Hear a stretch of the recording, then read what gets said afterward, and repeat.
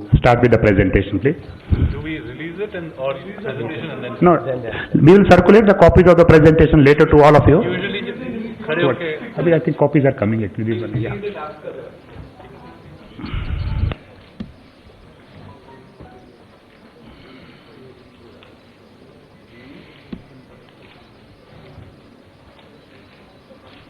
Good afternoon, everyone.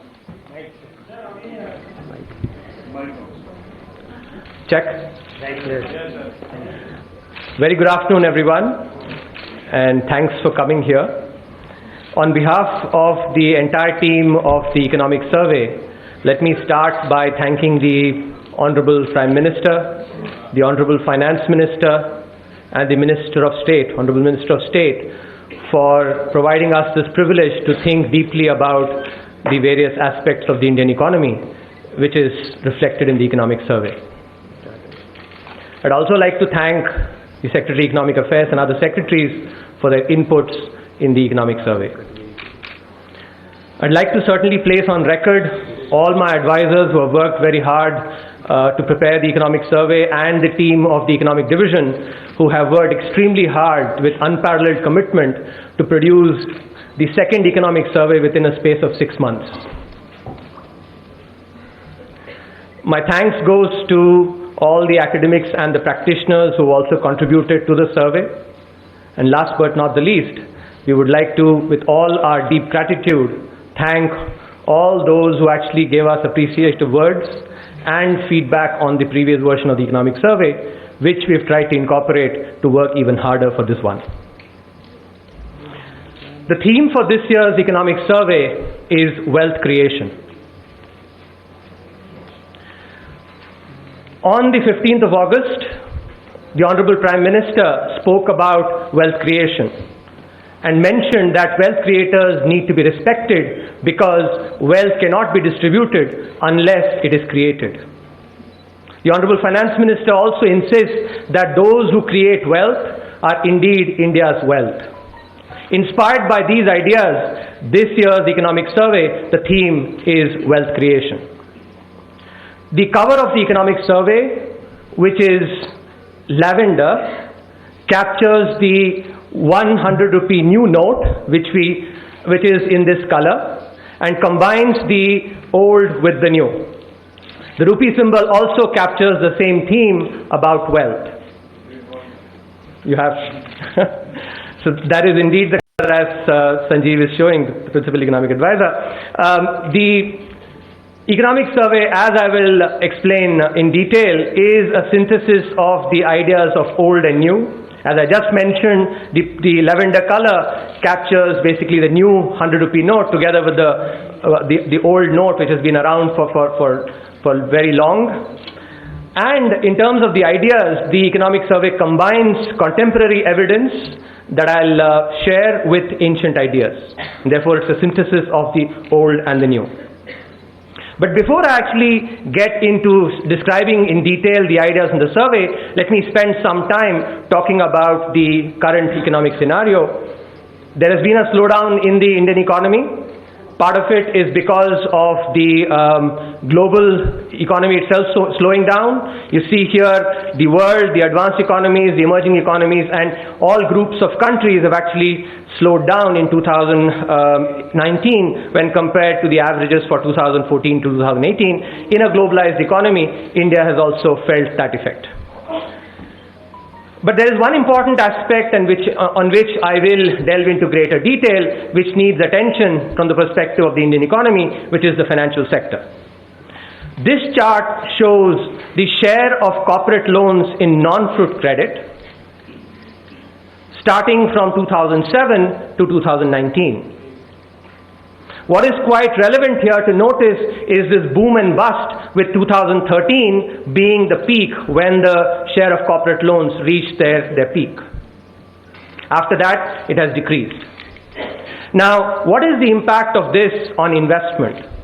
If you want to understand the impact of this on investment, we can do the following exercise, which is take a 10-year period, split it into two 5-year halves, look at the credit that a firm takes in the first 5 years, and then correlate it with the investment that the firm does in the next half. Now, if suppose the credit that they've taken actually is affecting investment negatively in the next 5-year period, then you should see a negative correlation with 2013 as being the break year. And that is the exercise that is being shown in the table. This is the result from regressions that we've run. What you see clearly is that it is indeed 2013 and the 10-year period from 2008 to 2017 where there is this negative correlation. In other words, firms that actually borrowed a lot more from 2008 to 2012, where indeed the firms that they also actually invested less from 2013 to 2017. Now, how does this affect GDP growth? As we had showed in the last economic survey on the virtuous cycle originates from private investment, which affects economic growth with a lag, and thereby consumption, and that's how the virtuous cycle proceeds. Now, what is important here is what is being shown on the right, which is the correlation of investment with GDP growth, with both contemporaneously and with lags. I want you to pay particular attention to the one that is being shown with the arrow, which is the correlation with a 4-year lag, which is what is the impact on GDP growth this year due to the investment done 4 years back. That has a very strong positive correlation. If you look at the contemporaneous correlation, which is being shown in black, that is negative. Now, this is important for us to understand because as I just showed, the peak of the credit happened in 2013, and after that there has been actually a decline in credit, which has affected investment as well, and it's that 4-year lag as a result of which the slowdown in investment has led to the growth slide, starting from 2017 onwards. Now, it is in this context that we actually focus in this year's economic survey on the theme of wealth creation. Wealth is both a cause and an effect of investment, especially private investment. Therefore, it is important for us to focus on wealth creation. In this context, it is quite pertinent to go back and look at the history, the recorded economic history. This chart shows that for close to 3/4 of recorded economic history, India has been the dominant economic power in the world. So this chart goes from 180 to 2017. Obviously, the first 1,000 years are actually not up to scale. 1-2000 is being shown in a smaller, period on the x-axis. But what is critical here is that for 3/4 of recorded economic history, India has been the dominant economic power. Such dominance does not happen by mere chance. Such dominance happens by design. And what is that element of design? It is indeed our emphasis on wealth. If you think about what our traditions say for the 4 noble human pursuits, which is dharma, arth, kama, moksha, arth is indeed about wealth. The canonical example, the canonical literature that is talked about is Arthashastra, but even many of our other ancient traditions also advocate wealth as wealth and wealth creation as indeed a noble pursuit. A very important piece of Tamil literature, which is the Tirukkural, talks about this in the chapter 76. Wealth, the lamp unfailing, speeds to every land, dispensing darkness at its Lord's command. Now that is ancient thought, but how does that correlate with evidence that we have in recent times? To provide contemporary evidence on this, the exercise that we've done is to look at the top 100 entrepreneurs as measured using the Forbes list as of 2019, looked at the wealth that they've created over the last 10 years, applied necessary filters to ensure that the wealth was created in the right way, and correlated it with various other aspects of society. In this chart, what you see is that as there is an increase in the wealth created by our entrepreneurs, the largest entrepreneurs, the employees actually benefit as well from the salaries and the jobs that they get. A second dimension is those firms that supply to the firms of these entrepreneurs. And here, what is being shown is that the wealth created by these entrepreneurs benefits the suppliers as well, because they end up supplying to these firms. A third way of looking at it is the foreign exchange revenue, which you all would understand matters for macro stability, because those revenues affect our current account deficit and in turn macro stability. What you see here is that the wealth created by these entrepreneurs also correlates strongly with foreign exchange revenues. A final aspect is what goes to the citizen through the government as the taxes that are paid by these entrepreneurs. What is being shown here is the direct taxes paid by these entrepreneurs, which clearly is an underestimate because there are various other indirect taxes that are also paid. But what is important here is a strong correlation between the wealth created by these entrepreneurs and the direct taxes that are paid. Because, and this goes back to what the Honorable Prime Minister, said in his Independence Day speech, unless wealth is created, it cannot be distributed. And for distribution, it's basically taxes that are the primary instrument. Now, as I had mentioned, that India dominated economic activity for 3/4 of known economic history, and that doesn't happen by accident, it requires design. So what is that element of the design that indeed led to such economic dominance? The economic survey posits that it is the combination of the invisible hand of the market supported by the hand of trust, which is what leads to wealth creation. And here there are important pieces of literature which we actually quote from. Take, for instance, to support the idea of the invisible hand of the market from Arthashastra, which says the root of wealth is economic activity and lack of it brings material distress. In the absence of fruitful economic activity, both current prosperity and future growth are in danger of destruction. In fact, the Arthashastra also commends the king to actually remove all obstacles to economic activity, which you would think about in contemporary times as economic freedom. If you look at the hand of trust, in the same chapter from which I quoted from the Tiruvalvar says, wealth yields righteousness and joy, the wealth acquired capably without causing any harm, which is about the hand of trust. So now I'm going to provide evidence on these aspects. Before that, let me just mention that the economic survey, building on this idea that the combination of the invisible hand of the market has to be combined with the hand of trust, introduces this idea that trust is a public good which gets enhanced with greater use. Consider the example of water as a public good. As we use it more, it gets depleted. But the beauty about trust is that the more it gets used, the more the value of it gets enhanced. Of course, conversely, it's also true that if it does not get used, then the value of it declines as well. That's the characteristic of a public good, which gets enhanced with greater use. In trying to pursue wealth creation in the Indian economy, the economic survey brings out 10 main ideas, which is first that wealth creation benefits all. The invisible hand of the market enables wealth creation. Trust is a public good that increases with use. Grassroots entrepreneurs, which we basically have evidence in the second chapter of the survey, using evidence from 504 districts in India, showing that grassroots entrepreneurs indeed create wealth in their districts. Pro-business policies, those that provide equal opportunity, are important for wealth creation.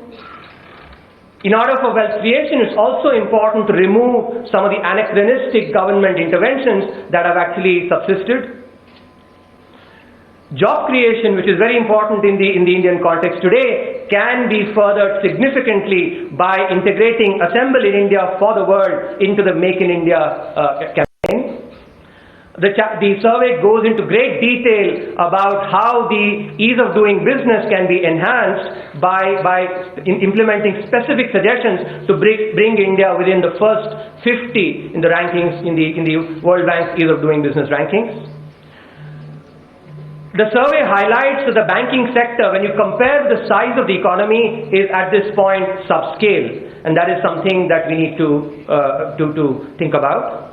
Finally, in keeping with the spirit of making economics relate to the common person, the economic survey brings the idea of thalinomics, which is the economics of a plate of food in India. Let me give you some evidence about the role of the invisible hand of the market in generating wealth. Of course, India's GDP and GDP per capita have increased significantly after liberalization. In this chart, what is being shown is the wealth that is created from the perspective of the stock market. What is quite interesting to note here, what is being plotted, is every milestone that the Sensex achieved. 5,000 milestone. If you notice the first half, which is the phase 1 accelerated growth, while it took about 170 months for the first milestone of 5,000 to be reached, the subsequent milestones were reached much, much faster. And that's the first phase of accelerated growth. By the way, this is not just because of a scale effect. It is the increase in the growth rates that actually accounts for this acceleration. A second phase from 2007 to 2014, when it took about 80 months for the next milestone to be achieved. And then a third phase of revival again, where the milestones are being reached faster. Also notice that the last milestone from 35,000 to 40,000 has taken a little longer, which is actually also reflective of the slowdown in growth that we talked about. A few other examples, if you look at it from various sectors, this shows the banking sector. When the entry of private sector banks was allowed in the early 90s, look at the growth rate in the penetration of credit before and the penetration after. It's significantly higher. Similarly, another example, take the mutual fund sector, which when it was opened up in early 2000s, by breaking up UTI, look at the growth rates before and after. Again, significant difference. Another way of looking at the same thing, the impact of economic freedom and openness on generating wealth, is to distinguish various sectors. Here, an apples to apples comparison is being made within the transport sector. Take an open sector like roads and contrast it with a closed sector like railways. And here what is being shown is the freight traffic. The freight traffic for the open sector increased at exponential rates, much higher than the closed sector, and this effect is even more pronounced when you look at it from the perspective of passenger traffic, where you again find the open sector increasing at much higher rates than the closed sector. So in sum, these and other evidences that are there in the first chapter clearly articulate that the invisible hand of the market really and openness enables actually growth not only at the aggregate level but also at the sectoral level. The other important pillar, as I just mentioned, is the hand of trust. If you look at the Transparency International's Corruption Perception Index, 2011 is when India actually was at its low. If you correlate that with a different way of looking at the same thing, which is there is a break here provided in 2011 when the report on the 2G spectrum allocation was brought out. If you look at it, what is clear here is that connected companies, which are basically which is the line that is shown in red, vis-a-vis those that actually, the purple line for the BSE Sensex, before 2011, the connected companies actually earned much higher returns. But then there is a scissor-like movement after 2011 with the same connected companies earning lower returns since then.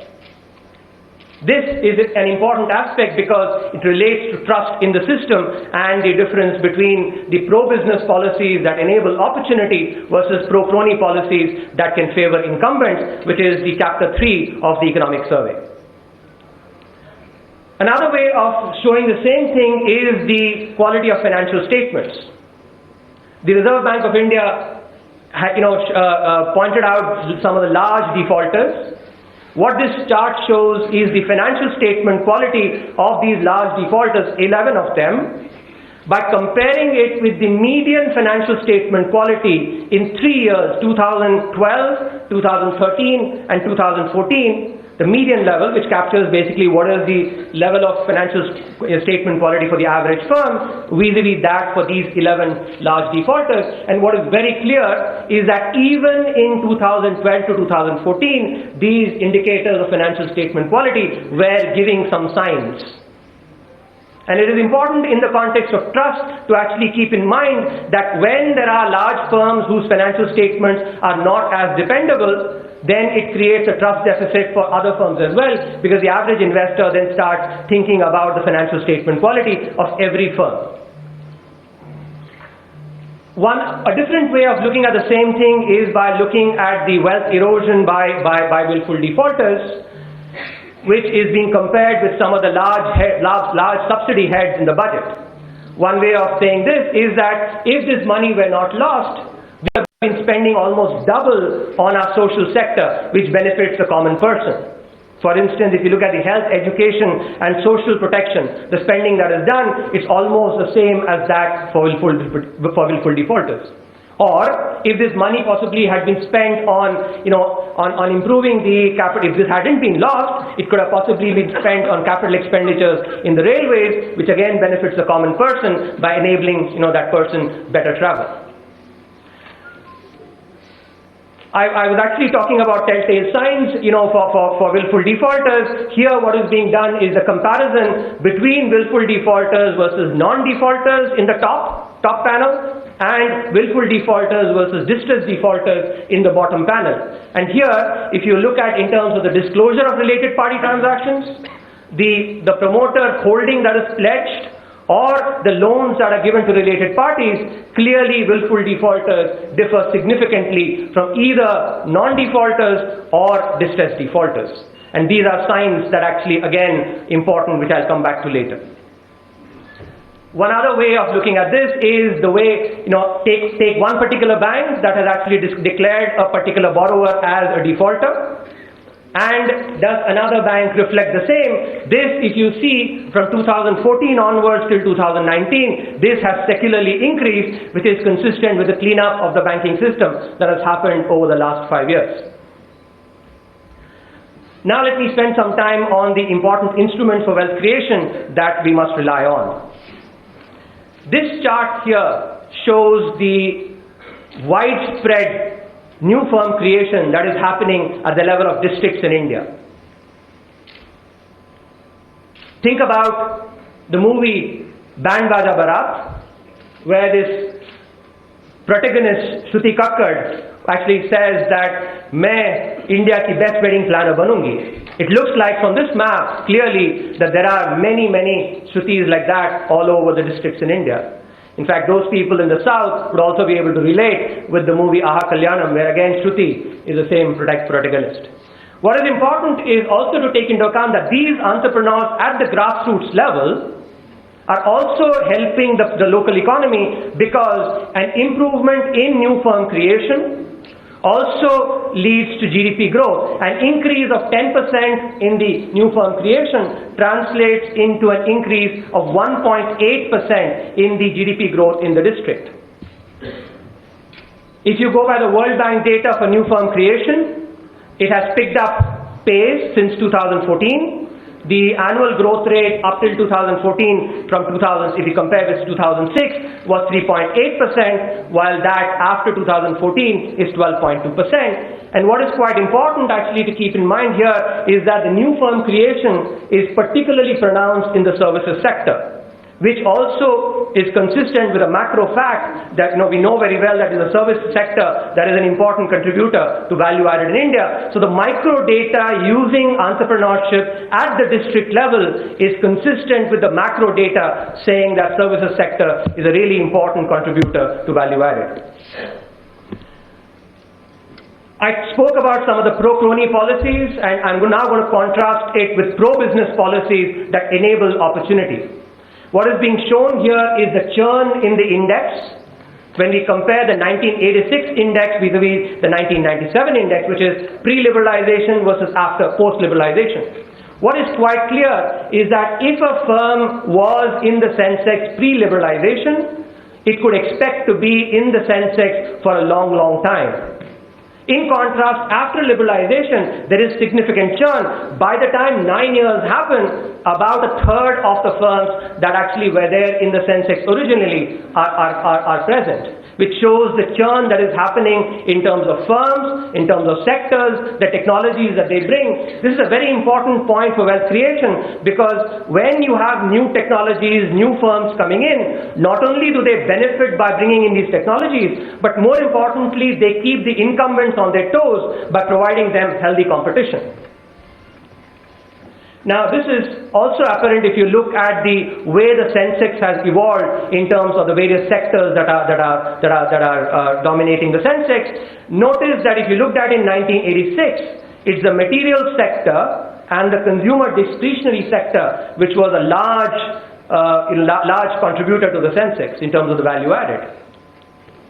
But if you look at it today, their presence has actually decreased significantly. A sector like the information technology or the financial services sector, which was not even existent in 1986, now has significant presence in the Sensex, which is basically consistent with the churn that is happening post liberalization. So this is a very important aspect of wealth creation, which is pro-business policies that provide opportunities to the incumbents, to the entrants, to be able to compete on a level playing field with the incumbents. Another important aspect of wealth creation is basically looking at laws that possibly have lost their relevance at this point in time, and look at the unintended consequences that can be created when government intervenes where there is no need for such a thing to happen. One example that I'm going to pick is the Essential Commodities Act, which was enacted in 1955. The Indian economy in 1955 was a very different economy to what it is today. The 1955 India was one that had suffered the ravages of famines, food shortages, and had just emerged, after the Second World War and independence, and therefore the kind of market failures that the economy faced at that point in time were very different from what it is today. Today, India is an economy where food is produced in more than demand. So food shortages are a thing of the past. So it's very important, therefore, to make a distinction between storage and hoarding. If traders are unable to store, then they will not be able to basically smooth prices. So this distinction needs to be made. We should not be looking at every storer as necessarily a hoarder.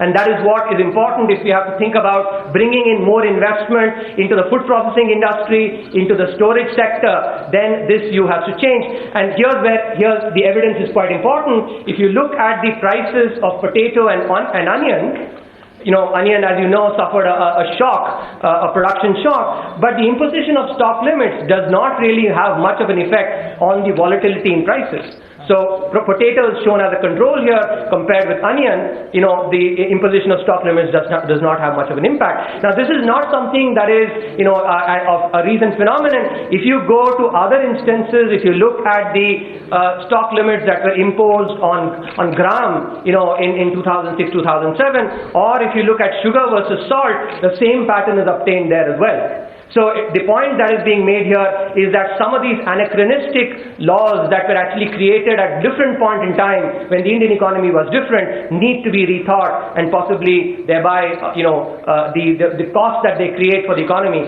can be minimized. As you all would acknowledge, job creation is a very important aspect of the Indian economy, and here's where exports can play a critical role. What this slide does is compares India's performance in exports vis-a-vis China, and splits that into the effect of specialization, which is picking a few sectors and really digging deep into it, versus diversification. What you notice here is that the entire difference in export performance between India versus China is accounted for by specialization. China has specialized in the labor-intensive sector and has thereby created lots of jobs, while India has not been able to do so. India's performance on diversification across product categories is quite similar to China. In other words, when we look at our presence in various product categories, we are doing very similar to China, but the main difference comes from the difference in specialization. And so what is important really is today for us to focus on specializing and picking especially the labor-intensive sectors which are actually our competitive advantage given the labor force that we have. And for this, the sixth chapter in the economic survey, fifth chapter, makes a very, very clear case for focusing on these labor-intensive sectors. To give you an example, take the iPhone, which is assembled in China. If you take every iPhone, China, the value added that it creates on every iPhone is about $8.50. Which dwarfs compared to the value added that Japan or the United States actually creates in an iPhone. But the important effect that China actually has is the scale, which is that every iPhone, almost every iPhone, at least till recently, was assembled in China. So when you take a per unit, which is about $8.50, but multiply it with a large scale, you get exports that are significant, and in the process, significant jobs are created as well. The economic survey this year has actually done an estimation that if India were to actually follow a similar path, and I'll come to why this is the opportune moment, that India can create significant opportunities. Export of network products is expected to be about $7 trillion worldwide by 2025. Network products are those that are actually manufactured across global value chains. These include industries like telecom equipment, mobile phones, of course, photographic machinery, etc. There are 6 sectors which actually form part of these network products. By focusing on this particular sector, which, as I said, has a market of about $7 trillion worldwide by 2025, India can generate about a quarter of the value added that is required for it to achieve on the export side, the $5 trillion economy, and quite importantly, generate about 4 crore well-paid jobs by 2025 and 8 crore jobs by 2030. This is about basically enabling imports of components in India, assembling them and exporting it without being, judgmental about the process, just focusing on generating jobs through exports of this nature. Why is this opportunity now? Because if you look at the countries that actually, examples of Japan, Korea, China, they are now at a phase where their presence in these network products is declining, and therefore the opportunity for India is significant. Together with the current trade environment, with the trade war that is going on, this is possibly the best opportunity for India to actually really latch on to this particular benefit for job creation.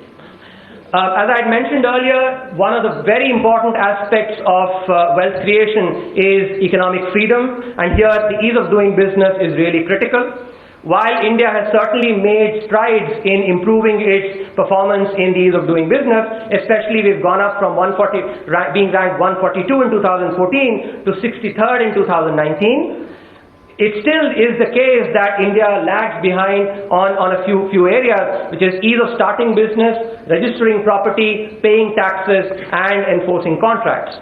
To give you some illustrative examples, if you want to open a restaurant in Delhi, you need about 45 documents to obtain the necessary license from Delhi Police. If you want to buy a gun, you need 19 documents. If you want to set up a new firm in India, it takes about 18 days, on average 18 days, with about 10 procedures that can be often cumbersome. Just contrast it to the best in business, which is New Zealand. In New Zealand, it takes half a day, you fill one form, and boom, your business is started. So this chapter makes very, very specific suggestions that need to be focused on so that India can really improve its rank and get into the top 50 in the EODB rankings. A very important dimension of any economy is the banking sector.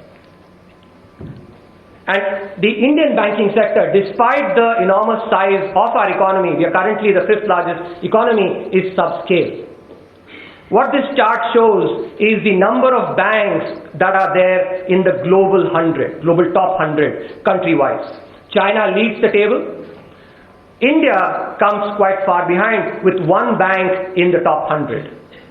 Even countries like Singapore and Sweden, which are a fraction of our size, they have triple the number of large banks. Now, if our banking sector were proportional to the size of the economy, India should have had 6 banks in the global top 100. And by the time we become a $5 trillion economy, we should have 8 banks in the top 100. Now, there are other ways of looking at the same thing, which is if you plot the GDP per capita, this here actually shows the size of the economy and the number of banks. What you notice here clearly is that India is a negative outlier. That's the line of fit is where basically, India should be, if India had a proportionate banking sector, India seems a negative outlier, with China being a positive outlier. Notice the United States is on the line. Another way of looking at the same thing is, compare how developed the economy is and the penetration of credit in the economy. What is being plotted here on the x-axis is the GDP per capita and the private credit to GDP on the y-axis. Here again, India is a negative outlier. If India's banking sector were proportional to the level of advancedness of the economy, our credit penetration should have been about 90%, which is about 80% more than what it is today. One other way of looking at it, because the concern could come up that this is all because of our population. We have a very large population, and therefore the penetration of the banking sector is low. Even if you control for the effect of population, clearly countries that actually are more populated have lower credit penetration. But even taking that into account, India still has significantly lower credit penetration. So the point being made here is that compared to the size of the economy, at this point the economy is the banking sector needs to scale up and become proportional to the size of the economy. And in this, there have been several reports that have looked at the banking sector, starting from the Narasimhan Committee 1 and 2, the Rajan Committee, the PJ Naik Committee, which have made recommendations which can be considered. The economic survey gives one key idea, and this goes back, when I did my BTech in electrical engineering, my BTech thesis was on using neural networks for electrical engineering, which is an application of artificial intelligence and machine learning. Today, that has actually become really, really critical in the banking sector. So the idea that the economic survey is advocating is a public sector banking network which will enable analytics, artificial intelligence and machine learning for better decisions. If you remember, when I talked about trust, I focused on several leading indicators, be it financial statement quality, be it the differences between willful defaulters and others, and these were actually indicators that were flashing 2-3 years back. And this is something that data can really pick up, just plain simple data. Of course, artificial intelligence and machine learning can do a far better job in trying to actually identify patterns that can really avoid this phenomenon. So the idea that is being advocated here is to build a network, use the data within the frameworks, legal frameworks of data, use the data across the various public sector banks to really enable better decision making, especially on corporate lending. And that is where really the data can be quite critical.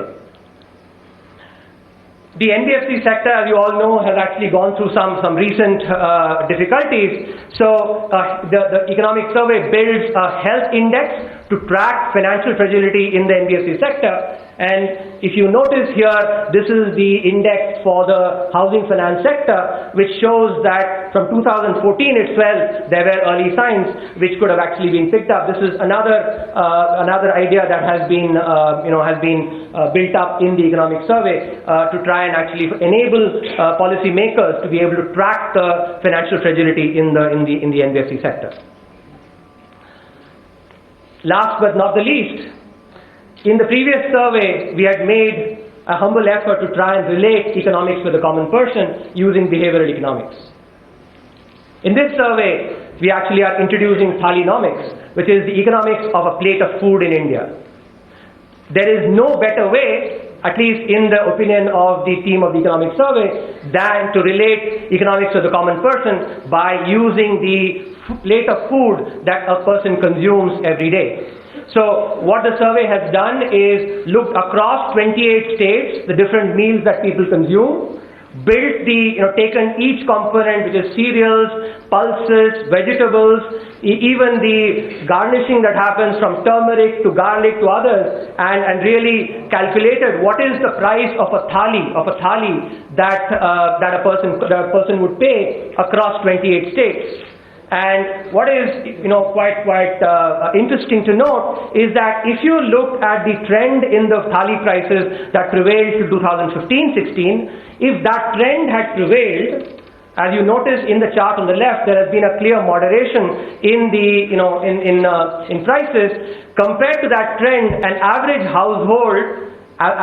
industrial household that has 5 individuals and eats 2 vegetarian thalis a day has benefited by about rupees 10,000 on an annual basis, which basically captures the benefits that they've gone. Notice here that the prices of thalis this year have increased, so this index is indeed capturing what is happening on the ground as well.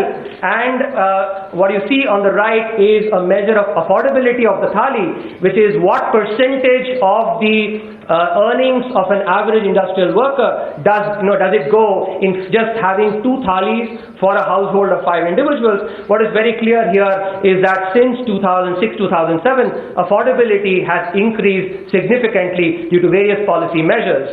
So the next few charts I'm going to show is for the different states across across various parts of India.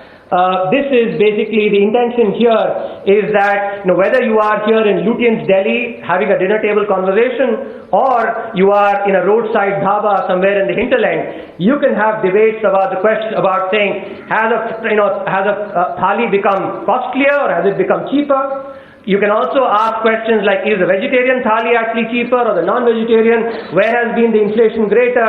Which components have really contributed to increase or decrease in the price of the thalis? Questions like these that can really spur a quote-unquote healthy debate can now be indulged in using this index of thali prices that the Thalinomics builds. Once again, let me thank you very much for your patient listening, and I'm happy to take questions. Thank you very much. Friends, I think it was a detailed presentation. Wealth creation to thali and the different options available. At least a lot of information has been created for you, starting from the document to the press releases to the emails as well as the presentation. So a lot of information created for you. So we take on the questions. 33. Before we take questions, picture with the further release of the document here.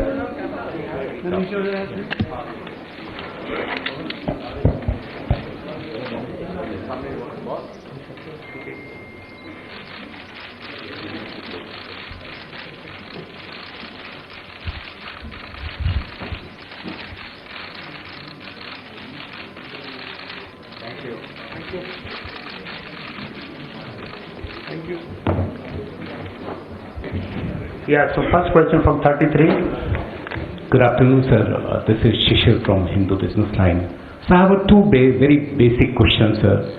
Sir, you talked about invisible hand and trust. So, and you also talked about $5 trillion economy, that what needs to be done on that thing. Have you changed the timeline for $5 trillion economy achievable? And the second thing is that what about the consumption? Will the consumption come from the trust factor or from the invisible hand factor? So to your first question, to my knowledge, there is no change in the deadline. The second question, which is about consumption, we had discussed this in the last year's economic survey, and I actually just alluded to it here as well, that the virtuous cycle, which is basically goes from investment to growth, and growth puts demand in the hands of people, and that affects consumption. There has been slowdown in consumption as well, which in the State of the Economy chapter we talk about. 116.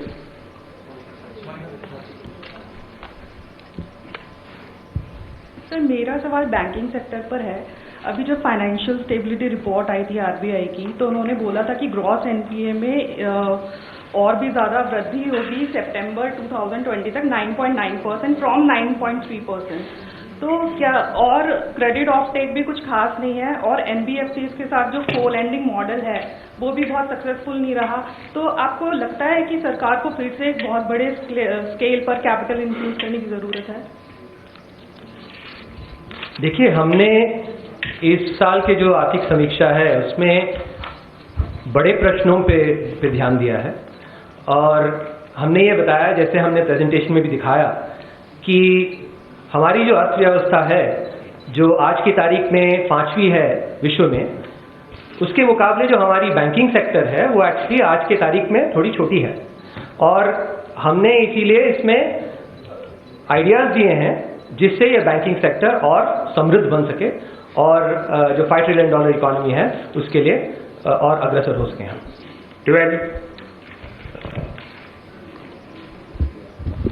Sir, Timsi Japuria from CNBC TV 18. My question is regarding the 6.5% growth that you have pitched in the economic survey.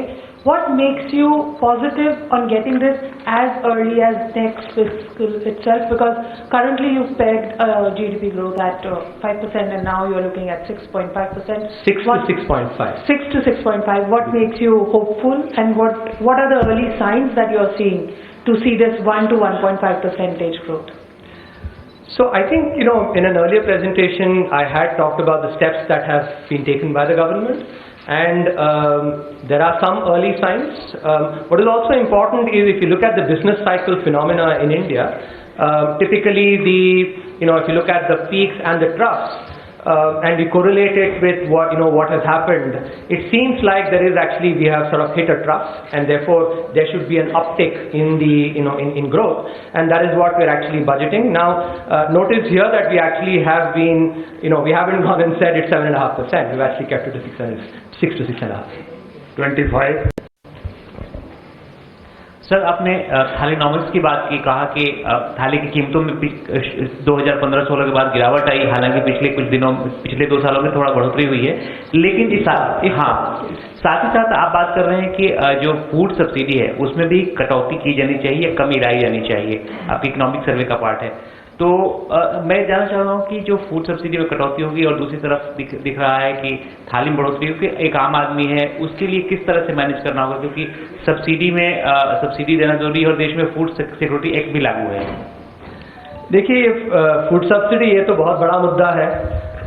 हमने एक छोटी सी पहल करी है इस अध्याय में दिखाने के लिए कि जो 28 हमारे राज्य हैं उन राज्यों में कहाँ आप एक मांसाहारी या शाकाहारी थाली ले लें तो उनका दाम कितना है, और वो हमारा जो बड़ा मुद्दा है वो है और उद्देश्य वो है कि आप जैसे लोग और बाकी जो सामान्य वर्ग है वो सामान्य वर्ग एक्चुअली इसको लेके कि थाली हमारा एक्चुअली बढ़ गया दाम कि सस्ता हो गया, ये है बड़ा मुद्दा इसमें। और जहाँ तक आपका सब्सिडी का सवाल है, इसमें कोई दोहरा नहीं है कि थोड़ा बहुत जो मॉडरेशन हुआ है वो सब्सिडी के कारण है, लेकिन ये एक बहुत बड़ा मुद्दा है जिसमें बहुत सारे पहलू हैं। एक पहलू आपने दर्शाया है, लेकिन बाकी सारे पहलुओं को भी साथ में लेना पड़ेगा इस मुद्दे पर रोशनी डालने के लिए। 114. Good afternoon, sir. This is Chetan from Z Business on here, sir. Sir, considering the fact आपने इकोनॉमिक सर्वे में एक्सपोर्ट्स पे काफ़ी फोकस दिया है, लेकिन हमने अभी तक as India we have not able to take advantage of US China trade war. तो what do you think the strategies क्या होनी चाहिए जिससे हम लोग we can better perform in terms of exports and take better advantages of probably two nations conflicting and take better advantage with that sector as well? यही सवाल हमने actually हमने अपने टीम में पूछा और इसीलिए ये अध्याय लिखा है। सारे जो जवाब आपने जो जिन प्रश्नों को पूछा है उसके सारे जवाब इस अध्याय में है। मैंने कुछ उसके बारे में बताया कि एक तो जैसे प्राइमरीली हमें एक्चुअली जो लेबर इंटेंसिव सेक्टर्स हैं उसमें फोकस करना चाहिए। असेंबल इन इंडिया का जो हमने कहा, जिससे इसको यदि हम फॉलो करेंगे तो करीब 4 करोड़ जॉब्स एक्चुअली आ सकते हैं 2025 तक और 8 करोड़ 2030 तक। तो इसको इस मुद्दे पे बहुत केयरफुल हमने एक्चुअली सुझाव दिए हैं और एक्चुअली संजीव साहब भी एक्चुअली कुछ कहना चाहेंगे। हाँ, आप देखेंगे एक चैप्टर है ईज ऑफ डूइंग बिजनेस, उसको बहुत आप पढ़िएगा। उसमें हम लोगों ने देखा है कि जो लॉजिस्टिकल हमारा जो प्रोसेस फ्लो है उसमें कितना टाइम लगता है एक कारपेट को से मिर्ज़ापुर से US पहुंचने में। हर कदम उस प्रोसेस को हम लोगों ने देखा है कि कितना समय लगता है। आप देखिएगा, हमने दिखाया है। फिर एक अपैरल कंसाइनमेंट को दिल्ली से यूएस पहुंचने में, तो कैसे नवा शिवा पोर्ट पहुंचती है, नवा शिवा पोर्ट पे कौन कौन से प्रोसेस हैं, उनमें कितना समय लगता है, फिर शिप से जब हर जगह आप देखेंगे इस समीक्षा में हमने एक केस स्टडी काफ़ी सारे हैं, ये तो मैंने कुछ ही बताया, फिर इलेक्ट्रॉनिक बेंगलुरु एयरपोर्ट में आप देखिएगा इन सब का हम लोगों ने केस स्टडी किया है।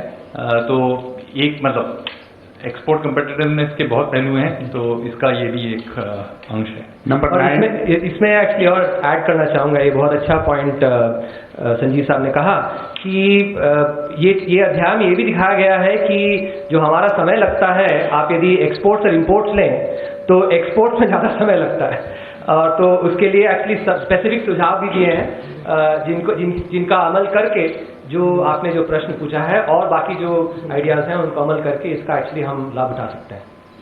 14 sorry, number 9 is not yet clear. Yeah, please. Ravi Shankar Kapoor, freelance journalist. Mr. Subramanian, when somebody wants to invest $1 billion in India, he is retorted by an economic minister. I mean, do you think such behavior is compatible with respecting wealth creators? So, I want to restrict my answers to the ideas that we've talked about in the economic survey. Thank you. Number 14. I'm Shubham Batra from Cogensis. Sir, can you talk a bit about the state of government finances currently, because that has a bearing on the growth targets that we've set. This is in terms of whether there's a likely relaxation or deviation, and what could be the quantum of this. If you could talk a bit about that, sir.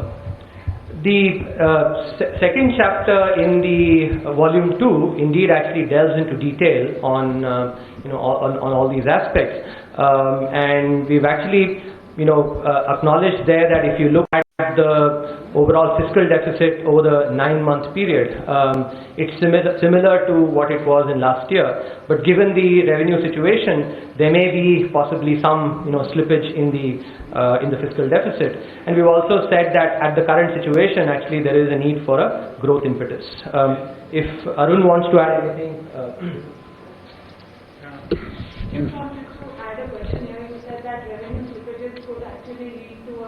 Slippage in the fiscal deficit. What kind of revenue slippages are you looking at? And secondly, your survey talks only about GST collections, the stabilization of late in the GST collections. What about direct taxes? Wait for tomorrow. Now, what about direct taxes? You did not mention about direct taxes in your survey. You've mentioned only about GST.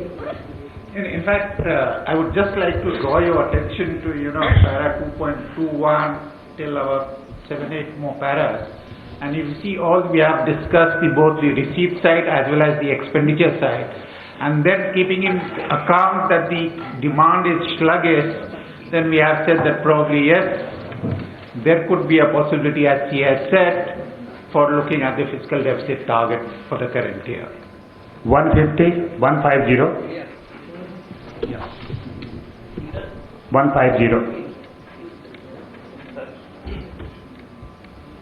This is Mukesh Kaushik from Dairy Bhaskar, sir. In your chapter Ease of Doing Business, you said that 45 documents are needed to open a restaurant, and just 19 documents to avail a gun in Delhi.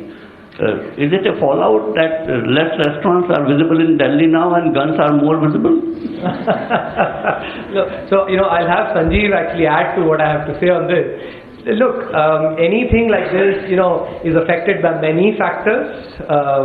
When you look at a restaurant business versus, let's say, another business, there are many factors that affect it. We focus primarily on the procedures, relating to ease of doing business. But you have to be a little careful, actually, not attributing all the differences to just one factor. Number 8.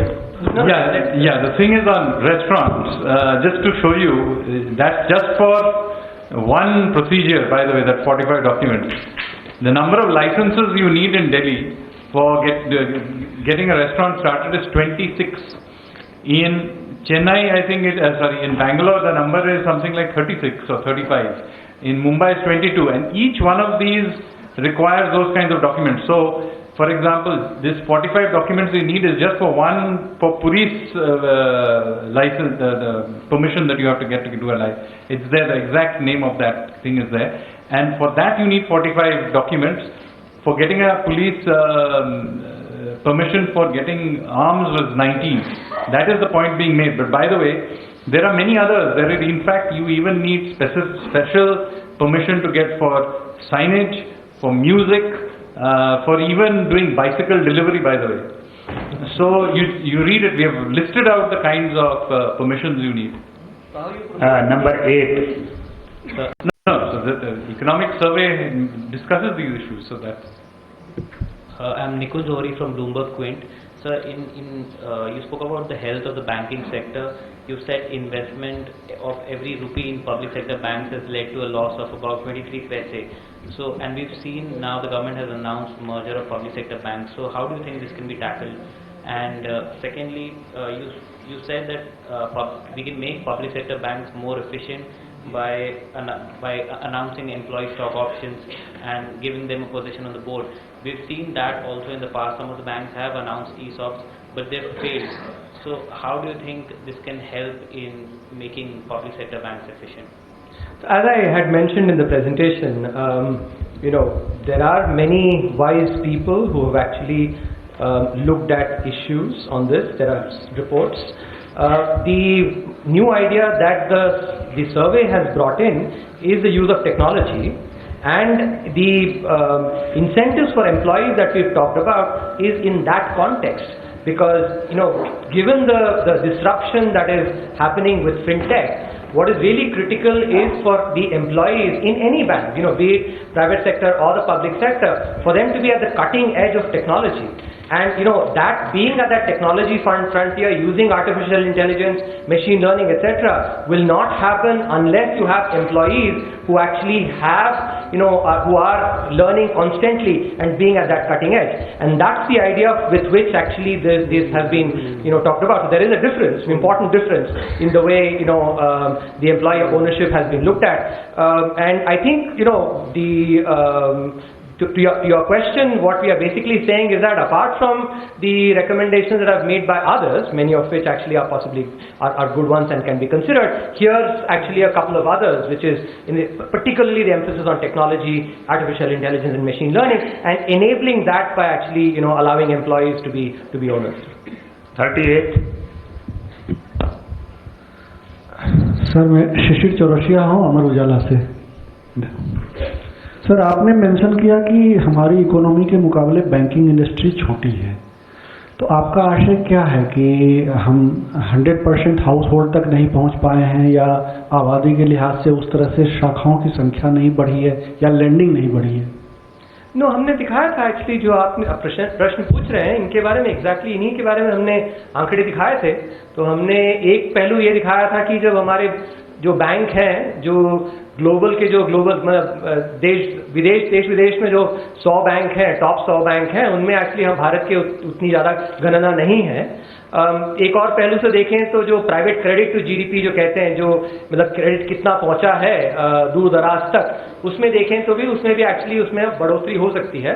और ये सिर्फ हमारी आबादी के कारण नहीं है, ये हमने दिखाया है। 109. Manoj Kumar from Reuters News Agency. Sir, what are the broad risks to this purple-covered economic survey, which talks about Thalinomics this time, compared to, because last time also we had this blue sky economics giving an estimate of 7%, and which has now been cut down to 5%. And you are still talking about so the government needs to expand the fiscal deficit for this year. And a supplementary question, so what could be the possible impact of this coronavirus on the Indian economy in the short term? Thank you. I think your last question I can answer easily, which is that I'm not a doctor to be able to actually tell you. I think it may be maybe a very marginal. If you look at even the SARS phenomenon that happened earlier, one can go and look at the data there and what was the impact to be able to. I don't think there would actually be that that big an impact on the economy. It's a very marginal. Now, with respect to your first question, which is about the risks, I think the ideas themselves, actually implementing those ideas is where the benefits are inherent in. and possibly not implementing some of those actually may be the ones that actually can generate some of the risks. 116. Sir Sameer Dikshit V business से। Sir आपने last time जब survey पेश किया था तब आपने पूरा जोर दिया था कि प्राइवेट इन्वेस्टमेंट आना चाहिए। इंफ्रा सेक्टर में पिछले एक साल में कोई भी मेजर प्राइवेट इन्वेस्टमेंट नजर नहीं आया है। रेलवेज में भी कोई भी नाम गिनाने के लिए नहीं है, रोड सेक्टर में भी मेजर नहीं है। इस बार आप वेल्थ क्रिएशन पर जोर दे रहे हैं। प्राइवेट इन्वेस्टमेंट की तरफ से ये जो बेरुखी है इसकी वजह आपको क्या लगती है? क्या आपको लगता है कि मेजर जो भी आपने गाइडलाइंस किए थे, सजेशन दिए थे, काम नहीं किए? और दूसरा सर, जो पब्लिक सेक्टर बैंक्स को लेकर के लगातार पूछा जा रहा है, आपको क्या लगता है कि क्या वो 5 या 3 बड़े कदम हो सकते हैं जो पब्लिक सेक्टर बैंक्स को सुधारने में कारगर साबित होंगे? हमने शायद ये दूसरा प्रश्न आप काफी बार अभी जवाब दे दिया है इसके बारे में। तो हम पहला प्रश्न आपका प्राइवेट इन्वेस्टमेंट, हाँ, प्राइवेट इन्वेस्टमेंट और इंफ्रास्ट्रक्चर के बारे में था ना। देखिए, कुछ दिन पहले सरकार ने 100 लाख करोड़ इंफ्रास्ट्रक्चर इन्वेस्टमेंट की एक्चुअली जो जितने सारे अप्रूवल्स हैं उसका एक कमेटी भी थी सेक्रेटरी इकोनॉमिक अफेयर्स के नेतृत्व में, जिसने उस पर देखा है। आपको एक चीज़ ये ध्यान रखना है कि इंफ्रास्ट्रक्चर जो इन्वेस्टमेंट है, जो निवेश होता है, वो बड़ा निवेश होता है और वो एक्चुअली उसमें निर्णय करने में प्राइवेट इन्वेस्टर्स को ये नहीं है कि आज के रात भर आपने सोचा और चलो कल सुबह हमने इन्वेस्ट कर लिया इंफ्रास्ट्रक्चर में। वो क्योंकि ये इतना बड़ा प्रोजेक्ट होता है और जिसमें एक्चुअली काफ़ी सारी एनालिसिस ज़रूरत होती है, तो ये एक मुद्दा है जिसे आप ध्यान रखें जब आप इस प्रश्न को पूछ रहे हैं। सर 2015 से 2019 तक में कोई मेजर इन्वेस्टमेंट नहीं है। 2015 to 2019 हम तो इसीलिए सरकार ने एक्चुअली जो पहल की है अगले 5 साल में 100 लाख करोड़ इंफ्रास्ट्रक्चर के लिए, उस बारे में मैं कह रहा था कि वो पहल जो है उसका थोड़ा समय दें, उसका एक्चुअली उसका परिणाम आएगा। नंबर 57। हेलो, मैं सैयद आमिर हुसैन हूँ, न्यूज़ नेशन से। 2 मेजर क्वेश्चन है सर। पहला ये कि पिछले 8-9 महीने में देखा गया कि डिमांड काफ़ी डिक्रीज हुई, खासतौर पे ऑटो सेक्टर में जिस तरह से जॉब्स लॉस हुए हैं, उससे निपटने के लिए क्या आपको लगता है आने वाले समय में इसमें बढ़ोतरी होगी, सुधार आएंगे? दूसरा ये कि किसानों की आय दुगनी करने के लिए 2022 तक का टारगेट रखा गया है। प्रधानमंत्री नरेंद्र मोदी ने कई मंचों से इसको लेकर के कहा है, उसका बहुत ज़्यादा जिक्र नहीं दिख रहा है।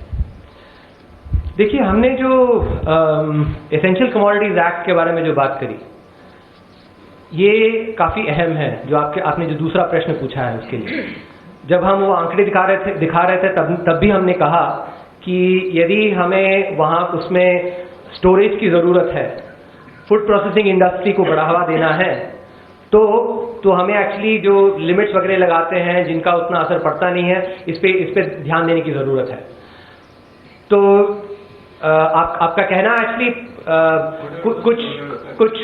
कुछ हद तक सही है कि हमने एग्रीकल्चर पे स्पेसिफिकली लिखा नहीं है, लेकिन ये मुद्दा हमने ज़रूर रोशन किया है कि यदि फूड प्रोसेसिंग स्टोरेज वगैरह इंप्रूव करना है तो बहुत इंपॉर्टेंट है। और जैसे संजीव जी याद दिला रहे थे कि हमें ये फ़र्क करना है, यदि जो स्टोरर्स हैं और होल्डर्स में, इसमें ये दोनों को एक्चुअली हम यदि एक साथ एक मिलजुल के देखें तो उससे थोड़ी हानि होती है।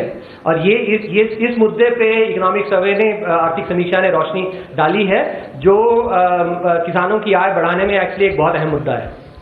नंबर 17। पहला और डिमांड इंक्रीज को लेकर के, डिमांड काफी डाउन है। उसमें हमने एक्चुअली, जैसे हमने प्रेजेंटेशन में भी दिखाया, काफी सारे कदम हमने बताए जो हमने एक्सपोर्ट्स के बारे में कहा। अब स्पेसिफिक सेक्टर के बारे में, ये ऑटो सेक्टर के बारे में तो बहुत सारी बातचीत हो चुकी है, कुछ नया बोलते हैं। Number 34। Sir, 17. I think 17 is first here. Sir, Vikas Dhut from the Hindu.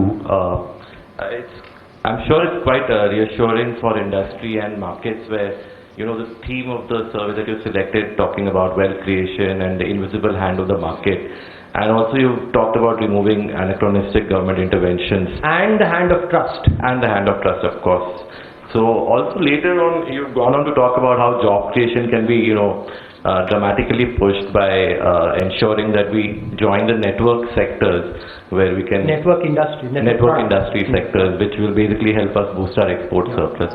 And in the process, you've talked about, you know, making our tariff lines slightly more open and not be judgmental, like you said, about bringing in inputs from abroad and then assembling it and sending it abroad. So, given that also you talk about price controls being a problem with whether it's drugs or food. So, given that what the survey is advocating on these lines, this will basically need a reversal of the way our increasing tendency that has been seen in recent years, where we have raised our tariff walls on several products and goods, and we've also been, trying to micromanage price controls, whether it's on drugs or medical devices. So basically, the survey is looking at a reboot of the current trade policy. No, I think, I would want to, correct what you're saying. There is a difference between components that are used for assembling and finished goods. So what we are talking about is about enabling imports of components so that they can be assembled in India and exported, which can really create jobs. Okay, so that's the, I think that nuance is important for you to keep in mind. Second, as I showed you, it's not today. The Essential Commodities Act, as I said, has been in existence since 1955, when the economy was very, very different from what it is today. As I mentioned, an economy that had just undergone ravages of famine, food shortages, the mindset was very different. Today the mindset is very different, and importantly, what we showed is the evidence of such interventions not working not just now but earlier as well. I think that is important. It's a secular point that we are making, not just about current but also about the past as well, for a very long period across sectors. And that's the way this needs to be interpreted. It's that's really critical to be able to look at it in that way, which is that on the export side, let's basically focus on components, and here wherever actually there is no need, because remember that what we are saying is intervention by the government is required when there is what economists call market failure. Now, in 1955, the market failures that the Indian economy had were far, far greater than they are today. And therefore, this prism of market failure and the difference between what it was in 1955 versus today, or even up till the late 80s, etc., that prism needs to be brought in being able to see some of these anachronistic laws. That's the point we're making. 34. The question is somewhat related to what was just asked. You have spoken basically about how government interventions can create market inefficiencies.